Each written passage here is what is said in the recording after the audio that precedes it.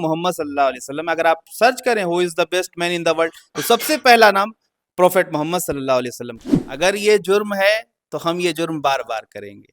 ये हम एफआईआर से डरने वाले नहीं हैं, और ना ही जेल जाने से डरने वाले हैं, ना गिरफ्तारी से डरने वाले हैं।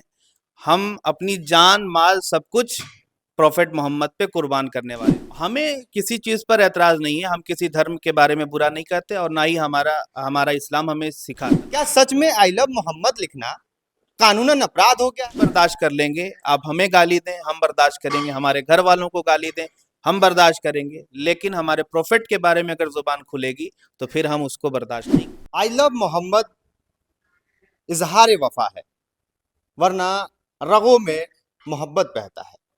देखिए, कानपुर में जो प्रकरण हुआ और जिसपे काफी विवाद बढ़ गया। कानपुर में एक बैनर लगा था जिसपे लिखा था आई लव मोहम्मद। विवाद इतना बढ़ा कि 25 लोगों पे एफआईआर हो गया। हमारे साथ बात करने के लिए हैं आकिब साहब। आकिब साहब, क्या कहेंगे जिस तरीके से कानपुर में जो प्रकरण हुआ कि आई लव मोहम्मद पे इतना विवाद हुआ कि 25 लोगों के ऊपर एफआईआर हो गया? देखिए, सबसे पहले आपके चैनल का शुक्रिया अदा करता हूँ, और आपने ये बात उठाई कि कानपुर में जो विवाद इस बात पे उठा कि आई लव मोहम्मद का जो बोर्ड लगाया, तो लोगों ने उस पर जो है प्रशासन ने उन लोगों की गिरफ्तारी की, ऐसा मामला सामने आया। तो देखिए, सारी चीज़ें अपनी जगह हैं, और हम जिस धर्म से ताल्लुक़ रखते हैं, इस्लाम धर्म से, तो इसका मामला ऐसा है कि इस्लाम हमें कभी दूसरों के मज़हब पर या दूसरों के धर्म पर सवाल उठाने की बात नहीं करता।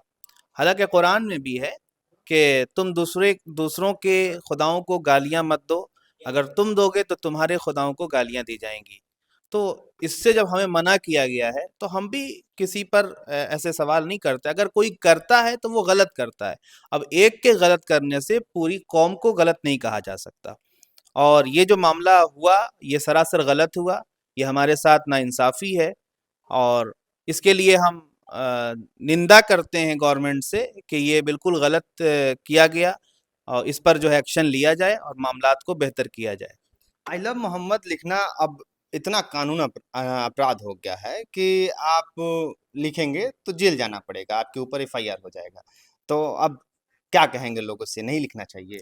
बिल्कुल ऐसा नहीं कहेंगे। अगर ये जुर्म है तो हम ये जुर्म बार बार करेंगे। ये हम एफआईआर से डरने वाले नहीं हैं, और ना ही जेल जाने से डरने वाले हैं, ना गिरफ्तारी से डरने वाले हैं। हम अपनी जान माल सब कुछ प्रोफेट मोहम्मद पे कुर्बान करने वाले लोग हैं। इसलिए हमें इस चीज़ की फ़िक्र नहीं है।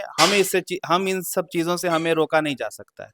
हम हमेशा इसके लिए तैयार हैं, और हम हमेशा लिखेंगे। भारत में सभी धर्मों को अपने अपने तरीके से मानने का अधिकार जो है जी। दिया गया है।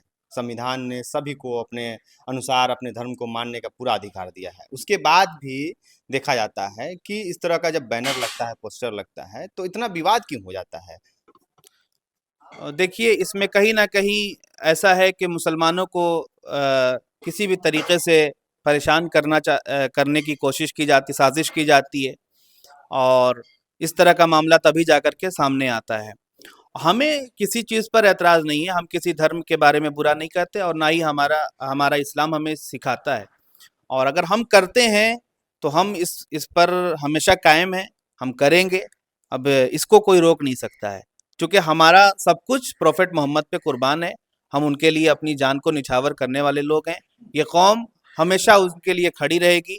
हम हर कुछ बर्दाश्त कर लेंगे, आप हमें गाली दें हम बर्दाश्त करेंगे, हमारे घर वालों को गाली दें हम बर्दाश्त करेंगे, लेकिन हमारे प्रोफेट के बारे में अगर जुबान खुलेगी तो फिर हम उसको बर्दाश्त नहीं करेंगे। दुनिया में अगर देखा जाए तो सबसे ज़्यादा किसी का फॉलोअर्स है तो आखिरी पैगंबर का है, जी। और उनको लेकर इतना विवाद हो जाता है। लोग क्या समझ नहीं पाते हैं क्या कि उनकी ज़िंदगी कैसी थी? हालाँकि अगर हम उनकी ज़िंदगी की बात करें तो एक ऐसा भी वाक़या है कि जब सड़क से गुज़र रहे थे और किसी बूढ़ी महिला ने उनके ऊपर कचरा फेंक दिया, तो उसको इग्नोर करके आगे निकल गए। तो ऐसे व्यक्ति को लेकर इतना कैसे लोग कैसे सोच लेते हैं और क्यों इस पे विवाद हो जाता है? असल में सही तालीम लोगों तक पहुंची नहीं है।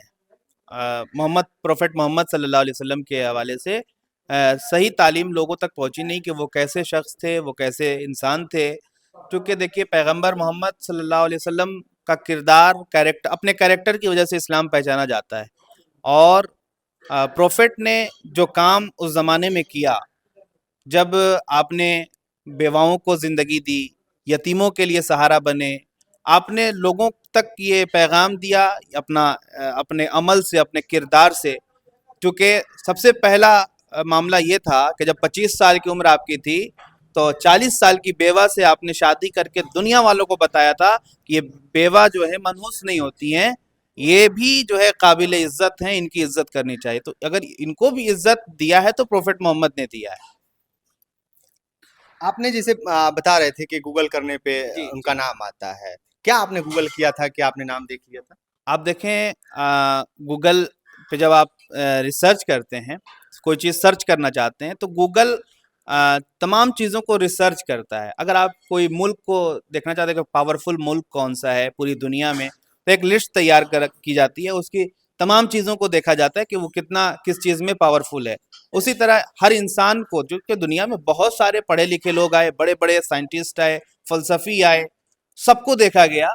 लेकिन जब गूगल ने रिसर्च किया लोगों के कैरेक्टर पर, लोगों के मिलने जुलने पर, उनके खाने पीने उठने बैठने के तरीके पर, उनका कैरेक्टर, उनका अखलाक, उनका किरदार देखा, तो चूंकि आइंस्टीन जैसे लोग आए, बड़े पाए के लोग थे, बुद्धा जैसे लोग आए जिन्होंने अपनी जिंदगी में अच्छा किरदार, अच्छा रोल अदा किया। उसी तरह जब सबको रिसर्च करने के बाद से वो आखिरी नतीजा उसका ये निकला कि सबसे बेहतर कोई अगर इंसान है तो वो मोहम्मद सल्लल्लाहु अलैहि वसल्लम। अगर आप सर्च करें who is the best man in the world, तो सबसे पहला नाम प्रोफेट मोहम्मद सल्लल्लाहु अलैहि वसल्लम का आएगा। भरोसा हमें है अपने हाई कोर्ट पर, सुप्रीम कोर्ट पर, कि इस मामले को बेहतर किया जाए और हमें हमारा हक मिले। हम अपने प्रोफेट का नाम लिखना या बोलना नहीं छोड़ने वाले हैं। ये लोगों की भूल है, ऐसा बिल्कुल नहीं होने वाला है। प्रशासन से क्या कहेंगे आप? प्रशासन से भी मेरी रिक्वेस्ट ये है कि वो भी इस चीज़ पर जो है ध्यान दे, और जो लोग लिखते करते हैं इस पर उनके साथ जो है कोई मामला ना पेश करें। क्योंकि ये आज से नहीं, 1400 साल से ही ये मामला चला आ रहा है, और लोग प्रोफेट मोहम्मद को बुरा भला कहते ही हैं। वो आज की बात नहीं है, पहले से भी होता है। जो चंद लोग होते, सबका जहन वैसा नहीं होता। दूसरे धर्मों में भी लोग अच्छे लोग हैं, वो जिनकी अच्छी जहनियत, अच्छी सोच है, उनसे आप मिलें। वो जब पढ़े लिखे लोग होंगे तो वो अपनी बात बताएंगे। जी। देखिए, कानपुर में जो मामला हुआ, उस पे विवाद इतना बढ़ा कि एक आई लव मोहम्मद बैनर के लिए इतना विवाद हो गया, बैनर हटाने के लिए, कि 25 लोगों के ऊपर प्रशासन को एफआईआर करना पड़ा। विवाद जब बढ़ा, प्रशासन से सवाल किया गया, तो प्रशासन ने हालांकि कहा कि ये विवाद जो था वहां पे दूसरे पक्ष के लोग जो थे, उन्होंने कहा कि यहाँ पे दूसरा बैनर लगा था, उसको फाड़ा गया था, और आई लव मोहम्मद का बैनर लगाया गया है, इसको हटाने की अपील की प्रशासन से। प्रशासन इस पे कार्रवाई करते हुए उस बैनर को हटाया, साथ ही साथ 25 लोगों के ऊपर एफआईआर कर दिया। हालांकि अभी आप इस तरह का जो विवाद देख रहे हैं, सोशल मीडिया पे भी आप देख रहे होंगे, आपको क्या लगता है कि क्या सच में एक समुदाय को टारगेट किया जा रहा है? क्या सच में आई लव मोहम्मद लिखना कानूनन अपराध हो गया है? क्या सच में इस तरह का जो घटना जो है होता है, तो क्या इसमें दोषी मुसलमान ही होते हैं? क्या सच में 25 लोगों को जो एफआईआर किया गया है और सलाखों के पीछे डाला जा रहा है, क्या वो सच में अपराधी है, क्रिमिनल है? जो देश में इतने बड़े बड़े अपराधी और क्रिमिनल घूम रहे हैं, तो प्रशासन उसके ऊपर क्यों नहीं समय देती है? इस तरह के मामले पे क्यों प्रशासन इतना ज्यादा एक्टिव दिखती है? सवाल काफी है। आप लोग क्या कहना चाहते हैं? कमेंट बॉक्स में जरूर हमसे साझा करेंगे। बहुत बहुत धन्यवाद।